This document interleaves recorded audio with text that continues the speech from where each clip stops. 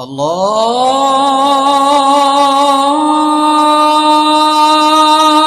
أكبر الله أكبر.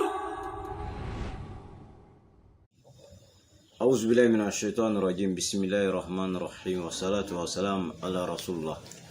Chers téléspectateurs de Saint-Fra TV, Assalamu alaikum wa rahmatullahi ta'ala wa barakatuh. Merci de nous retrouver dans cette émission Ma religion et moi, dans ce troisième numéro. Nous allons aborder ce jour le Tawhid, c'est-à-dire le deuxième point de la troisième partie de cette émission. Alors, nous sommes en compagnie de notre imam qui va nous entretenir en moins de, je dirais, 16 minutes sur ce thème. Imam, assalamu alaikum. Wa alaikum assalam wa rahmatullahi wa barakatuh. Fadal. Alhamdulillah rabbil alamin. Ame jama bela jeni fo. Ina fo lo an kumana fenda manumani kan. Nya kuma tunu kan ko ma khalaqtul jinna wal insa illa liya'budun. Ala ko ale ma jinna na adama dinda fo kama fo ka batu. Kuma na ngola sa batu me ke chugudi.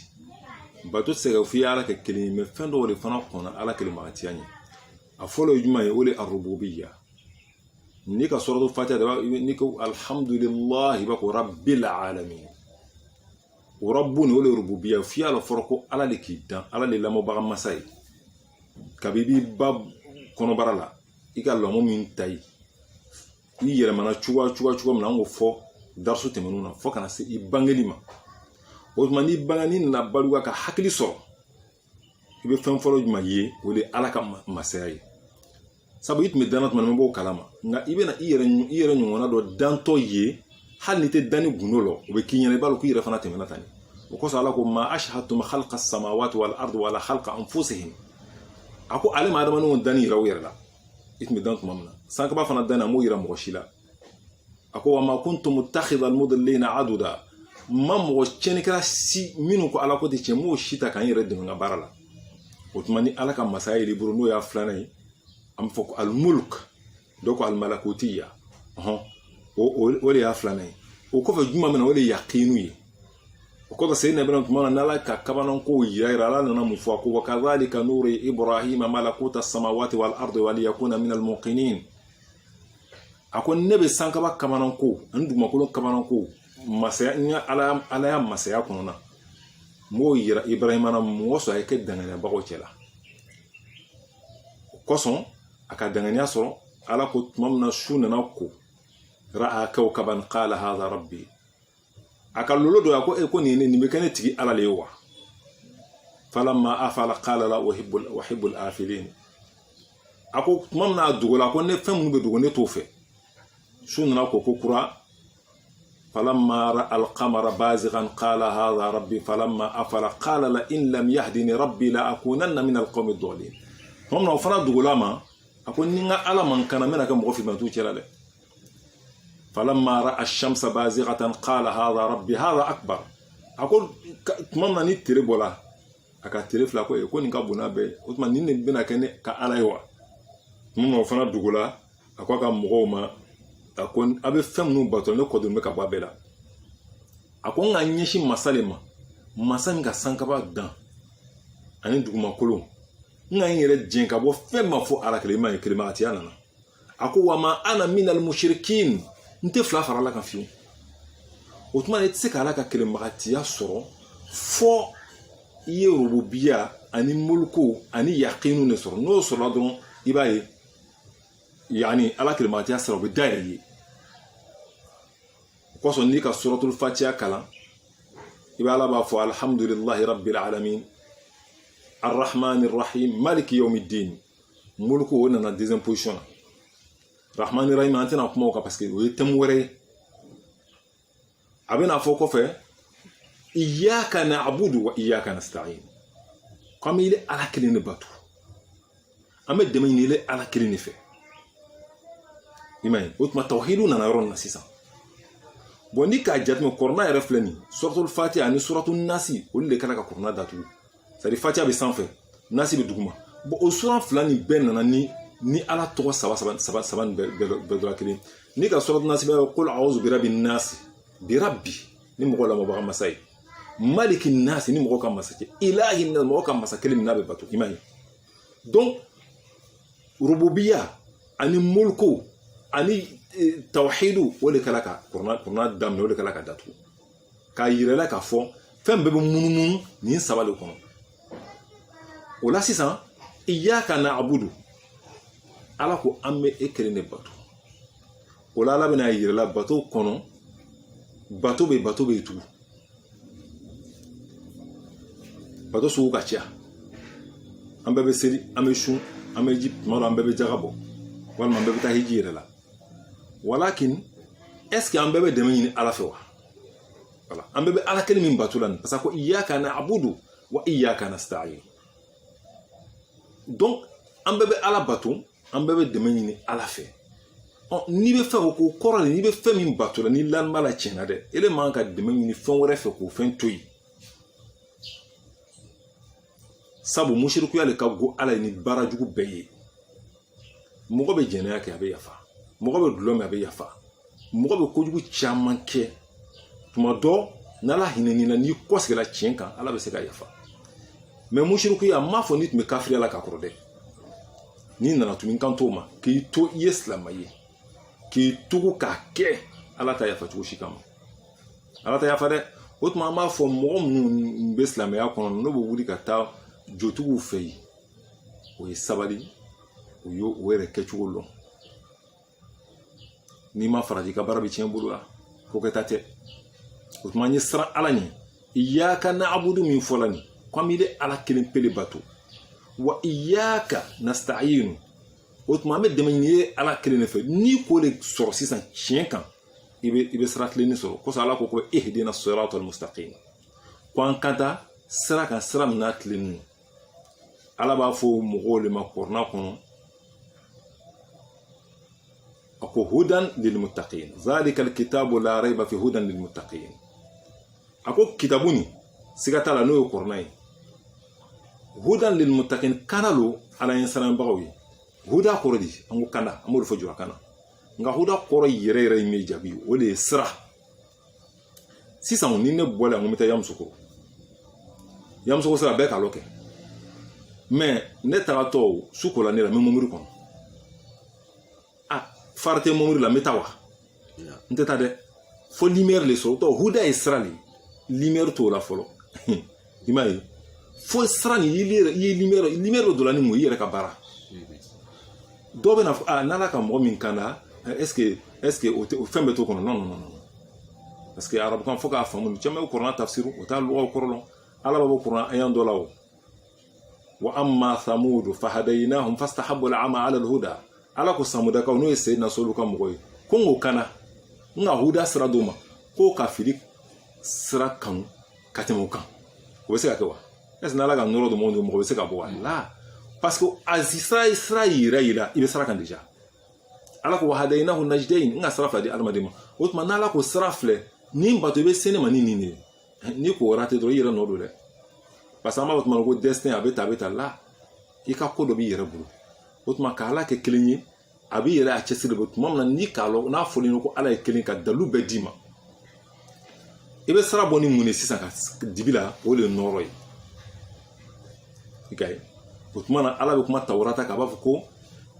k'ale ka tawurata di musa ma hudan wa nur fiha hudan wa nur a bɛ injilu fana fɔ ten a bɛna kuranna fana fɔ ten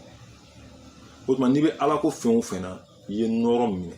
c'est à dire ka ala kɛ kelen ye k'a daminɛ an fa adama tile la fo kana se rasulullah muhammad sallallahu alaihi wasallam kira fɛn o fɛn ci la o bɛɛ cila ni ala kelen magatiya de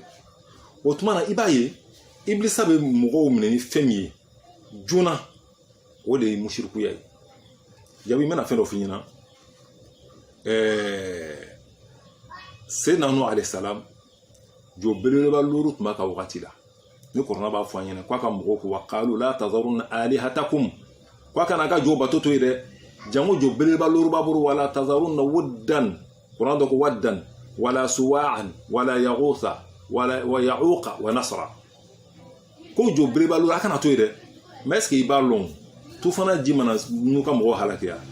o jɔn a tola ji la wa la ɲininkali ka jɔn tala min iblisa ka taa wallahi rasul tile la jɔn ninnu tun tilata ni kabilaw ni ɲɔgɔn cɛ donc i b'a dɔn ale ka muhimu belebeleba o de tuma dɔ mɔgɔ dɔ bɛ jɛnɛya kɛ tuma dɔ ala bɛ se ka yafa ma mɔgɔ dɔ bɛ sonyani kɛ tuma dɔ yafa bɛ se ka sɔrɔ mɔgɔ dɔ bɛ dulɔ min tuma dɔ yafa bɛ se ka sɔrɔ o n'a ɲɔgɔnnaw mais i kɛni kɔfɛ silamɛ ye i ka fila fara ala ka ala ta ko donc iblisa yɛrɛ y'a point fort ba dɔ de b'o ye i ka ye o la fɛn minnu tɔgɔ fɔla kɔrɔna kɔnɔ min yani jow la ka ca ala ko wa annahu huwa rabbu shi'ra afara'aytum lata wal uzza ala b'o fɔ muhimu dɔ la a bɛ fɛn minnu bato la y'a to yen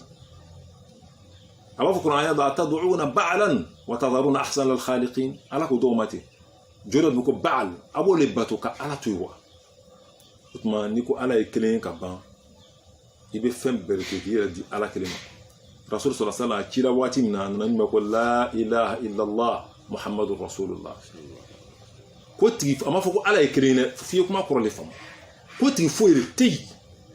i m'a ye min bɛ bato ni tiɲɛ tigi yɛrɛ de tɛ yen fo ala kelen a tɛ yen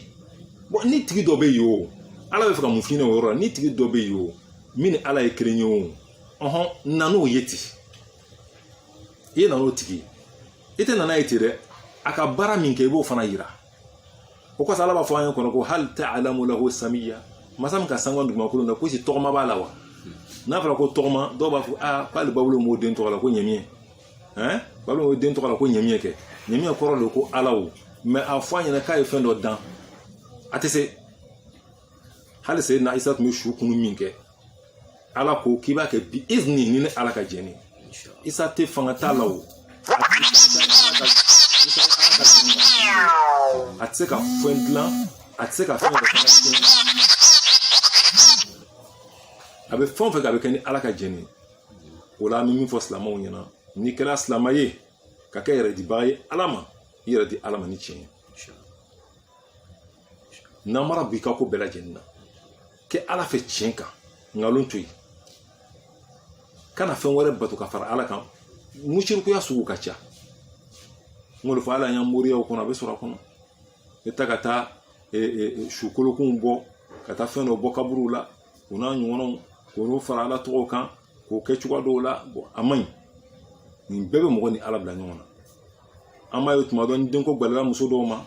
olu bɛ taa ka taa ji dɔw sɔn walima u bɛ taa yiriba dɔw sɔn walima u bɛ taa yani fan dɔw fɛ ko bɛna yagasa dɔn nin si tɛ bɛn jango wariko an ka wagati min na usa jaabi wariko a ka mɔgɔw tiɲɛ dɛ adamaden bɛ ko bɛɛ kɛ wari kɔsɔn dɔ b'a yɛrɛ sɔgɔlan dɔ di dɔ yɛrɛ b'a den di o n'a ɲɔgɔnnaw komi i yɛrɛ b'a kalama cogo min na dɔw yɛrɛ bɛ a kan ka sunɔgɔ min kɛ sufɛ a b'o feere nin bɛɛ ye musirikuya de ye n'i ka fɛn dɔ di fɛn wɛrɛ ma min ni ala tɛ kelen i b'i ka sunɔgɔ di ala de ma ka su dagamu to yen k'i yɛrɛ di ala ma o de y'i ka ala kɛ kelen ye ka i nafolo to i kun nafolo ka di ka bɔ ka fanga dɔ filɛ ka hinɛ a la i ka ala kɛ kelen ye mɛ o fanga n'i ka ta k'a di sunkuruba dɔ walima ka taa di jotigi dɔ ma ka baarajugu dɔ kɛnɛ karamɔgɔ o ma ɲi dɛ i ka fila fara ala kan o la n'i ko ala ye kelen ye i kan ka fɛn kuntan bɛɛ de to yen parce que mɔgɔ bɛ don silamɛya la ni ala tilebagatiya de ye n'i nana sa k'i bɛ tubi a bɛ f'i ɲɛna ko k'i y'a fɔ la ilaha illallah muhammadu rasulullah n'i k'o fɔ o b'a f'i ɲɛna k'a kɔrɔ de ye o ala ko fɛn minnu man ɲi i bɛ yɔrɔ ma jɛn olu la ala ka fɛn minnu ka ɲi i b'olu fana kɛ i b'o bɛɛ kɛ ni seko damayira de ye muhamadu fana nana min d'i ma ɲuman ni juguman na i bɛ o woromalo ka lɔnnibagaw ɲininka k'o sira tagama n'o kɛla ka ban i kɛla silamɛ ye. Ok, alhamdulillah, mama ala ka mɛtoro d'an ma, amin ya rabbi, ala ka famuko ɲuman d'an ma, ala ka juma ni ɲɔgɔn caman d'an ma. Chers téléspectateurs de Saint-Fra TV, nous sommes au thème de notre entretien. Donc aujourd'hui, le sujet du jour, l'unicité d'Allah subhanahu wa ta'ala, c'est-à-dire le tawhid. Voilà, donc il faut avoir la certitude. Il faut avoir la certitude. Il faut savoir que on n'associe rien à Allah. On n'associe rien à Allah. Allah, il est unique. Il n'a pas engendré, il n'a pas été engendré et nul n'est égal à lui. Et Allah, il est au-dessus de toute divinité. Et Allah, il a ses lois bien régies. Et ces lois-là, il y a des interdits et il y a ce qui est convenable. Donc, ce que Allah nous interdit, on doit se l'interdire. Ce qu'Allah nous a autorisé, on doit s'acquitter dans la mesure de notre possible. Et on va prier Allah, l'implorer afin que ce vendredi, Allah nous accorde beaucoup de mérites. Allah nous guide sans cesse sur le droit chemin, qu'il fortifie notre foi, qu'il fasse de nous des musulmans pieux et sincères. Oustaz, on a Douaoudo, et puis Amena Afo Badon Yene, Miloube en demain, ni Barala, Miloube a Wakati Utoi, Kana en Lame, Ame Folidioma, Kaira Kafo Alaka no si Sabati, Alaka Labanko Imadiano. Mais doit que minute kelen kono inshallah et puis un rendez-vous ta nala ko irana wakati bara inshallah. Assalamu alaikum. Alhamdulillah, ame doa que ya rabbi juma na fala ka dam ya rabbi ala kan gesta man moy ala kan gesta man moy ya rabbi fon na banga bato chi ala kan kisika boma mushriku ya ko na mo ma do be ka ko dola ile rata lo ko jugulo o ya fam ya dan hal nas mushriku ya lo ni malo ya fam ya dan bo itolo ngani nana lo lo minute bila ala ba yafa na loni ko fe ka ke ala to le yafa ya rabbi ala te fon ya famburu ya rabbi ala kan kisika bo ala kan kisika mo ya rabbi ala kan korota ala ka sawu makani ala ka tiba bonyo ko son bino vraiment sallallahu alaihi wasallam. Assalamu alaikum wa rahmatullahi wa barakatuh. Wa alaikum salam wa rahmatullah. À très bientôt.